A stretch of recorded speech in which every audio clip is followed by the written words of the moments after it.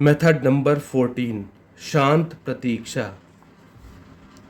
कई बार ऐसा होता है कि ध्यान पास ही होता है, पर हम दूसरी चीज़ों में व्यस्त होते हैं।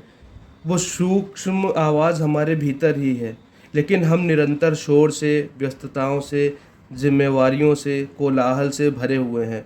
और ध्यान आता है एक फुसफुसाहट की तरह।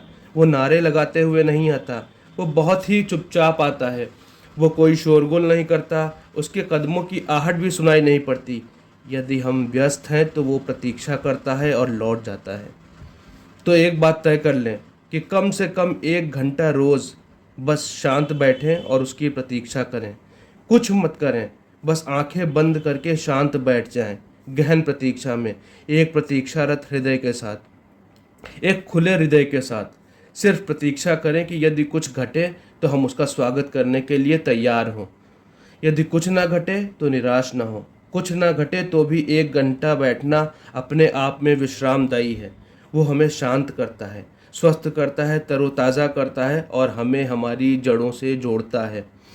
लेकिन धीरे धीरे झलकें मिलने लगती हैं और एक तालमेल बैठने लगता है कि हम किसी विशेष स्थिति में, विशेष कमरे में, विशेष समय पर प्रतीक्षा करते हैं तो झलकें ज़्यादा आती हैं। वे कहीं बाहर से नहीं आती हैं, वे तुम्हारे अंतरतम केंद्र से आती हैं। लेकिन जब अंतर चेतना जानती है कि बाह्य चेतना उसके लिए प्रतीक्षारत है, तो मिलन की संभावना बढ़ जाती है। किसी वृक्ष के नीचे बस बैठ जाएं।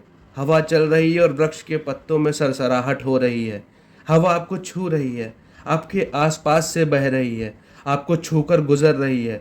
लेकिन हवा को सिर्फ अपने आसपास मत गुजरने दें, उसे अपने भीतर से गुजरने दें, अपने भीतर से बहने दें। अपनी आंखें बंद कर लें और महसूस करें कि जैसे हवा वृक्षों से होकर गुजरती है और पत्तों की सरसराहट होती है, वैसे ही आप भी एक वृक्ष की भांति हैं, खुले, और हवा आपसे होकर बह रही है। आसपास से नहीं, बल्कि सीधे आपसे होकर बह रही है।